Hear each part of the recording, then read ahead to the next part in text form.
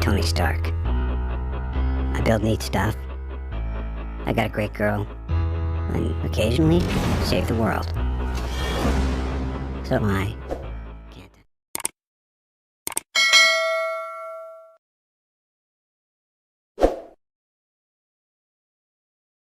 Defend this country at all costs. Apa kabar para sahabat semuanya? Semoga diberi kesehatan dan rezeki yang berlimpah. Kembali lagi bersama Daviano Channel.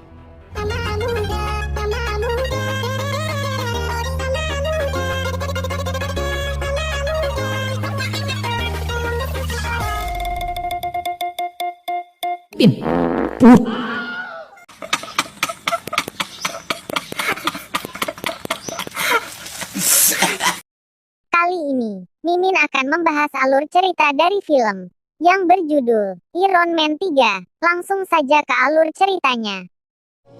Kembali ke tahun 1999, saat Tony Stark mengadakan pesta tahun baru.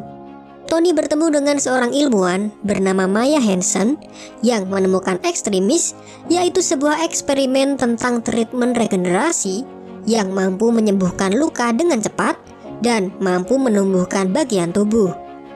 Kemudian seorang ilmuwan yang fisiknya cacat bernama Eldrick Killian menawarkan kerjasama antara perusahaannya dengan perusahaan Stark. Namun Tony yang dulu masih sombong menolak tawaran itu, bahkan dia melecehkan Eldrick Killian. Miliuner itu membohonginya untuk menemui Killian di atas atap. Tapi setelah ditunggu sekian lama, Tony tidak juga datang. Beberapa tahun kemudian, setelah invasi Loki di New York, Stark mengalami gejala panik berlebihan dan insomnia. Karena susah dalam beristirahat, dia kemudian memanfaatkan waktunya dengan membuat puluhan suit Iron Man. Namun hal ini membuat hubungan Tony dengan Pepper menjadi tidak baik. Sementara itu, grup teroris bernama The Ten Rings yang sekarang dipimpin oleh bekas agen intelijen yang bernama Mandarin mulai melancarkan aksinya. Salah satu serangan dari Mandarin berhasil membuat bodyguard Tony yang bernama Happy Hogan menjadi terluka parah.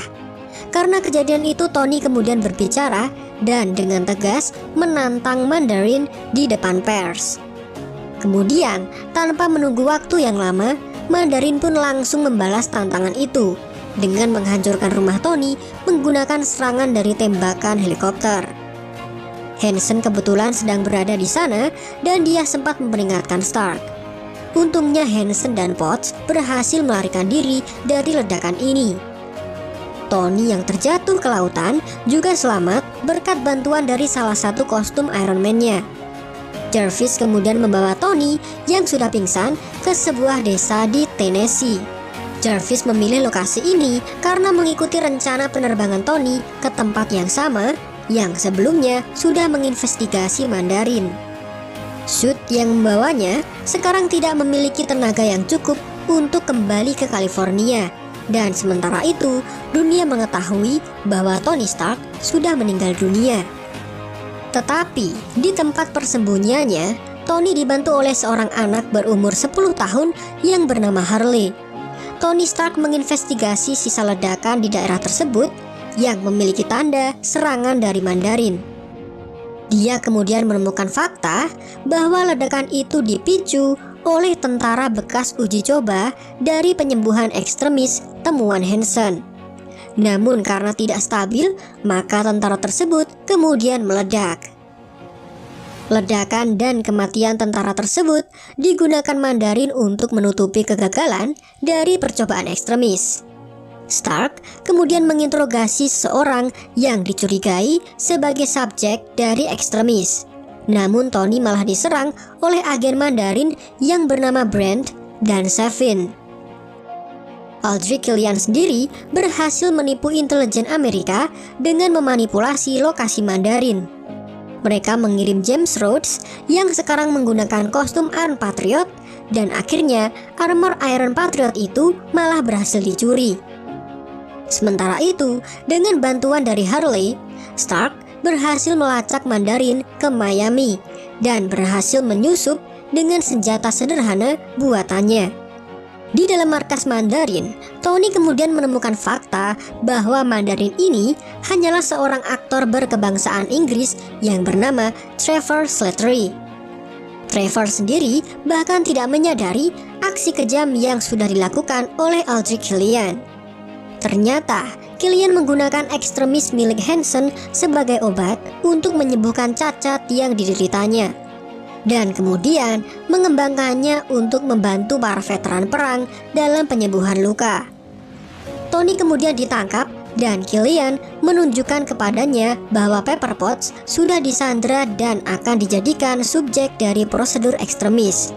Agar Tony mau bekerja sama untuk mengembangkan ekstremis, selain menjadikan Pepper sebagai subjek, Killian juga membunuh Hansen ketika Hansen mulai berubah pikiran dan berencana untuk menghentikan Killian. Tony Stark kemudian berhasil kabur dan bertemu dengan Rhodes di sana. Mereka kemudian mengetahui rencana jahat Killian untuk menyerang Presiden Ellis di pesawat Air Force One. Tony kemudian menyelamatkan beberapa penumpang dan kru pesawat, namun tidak berhasil menyelamatkan Presiden dari penculikan, dan pesawat Air Force One kemudian hancur. Kemudian mereka melacak keberadaan dari Killian sampai ke sebuah kapal minyak yang sudah ditinggalkan. Di tempat itu, Killian berencana untuk membunuh presiden secara live di acara siaran TV. Sementara wakil presiden menjadi pemimpin boneka yang akan mengikuti keinginan Killian sebagai pengganti dari ekstremis yang sudah berhasil menyembuhkan anaknya yang cacat. Di tempat lain, Tony berencana menyelamatkan Pepper Potts dan Rhodes menyelamatkan presiden. Stark juga mendatangkan banyak suit Iron Man-nya yang dikendalikan oleh Jervis sebagai bantuan udara. Rhodes kemudian mengamankan presiden dan membawanya ke tempat yang aman. Sementara Stark menemukan posisi dari Pepper Potts yang selamat dari prosedur ekstremis. Namun, sebelum Tony bisa menyelamatkan Pepper Potts, bangunannya runtuh dan menyebabkan Pepper terjatuh dan dikira dia sudah tewas. Stark kemudian berhadapan dengan Killian dan menjebaknya ke dalam suit Iron Man untuk penghancuran diri. Namun hal itu gagal. Pepper Potts yang sudah memiliki kekuatan ekstremis kemudian berhasil selamat setelah terjatuh dari ketinggian. Kemudian dia memberanikan diri untuk melawan dan membunuh Killian. Setelah pertarungan itu, Stark kemudian memerintahkan Jervis untuk menghancurkan semua suit Iron Man-nya. Ini dilakukan sebagai bukti pengabdiannya kepada Pepper Potts. Wakil presiden dan Trevor akhirnya ditangkap. Sementara itu, efek ekstremis dari Pepper Potts akhirnya bisa distabilkan dengan bantuan Stark. Tony Stark sendiri juga melakukan operasi untuk membersihkan serpihan bom yang ada di jantungnya, yang sudah diterimanya saat ledakan di film Iron Man pertama. Film ini kemudian ditutup dengan adegan di mana Tony yang membuang ak reaktornya ke laut, seolah menandakan dia sudah tidak membutuhkan bantuan dari alat itu lagi. Dan di kredit scene-nya terlihat Stark yang membangunkan Dr. Bruce Banner yang tertidur saat mendengarkan cerita dari Tony. Mungkin ceritanya membosankan sampai membuat orang ketiduran. Oke semuanya, demikian adalah rangkuman film Iron Man 3.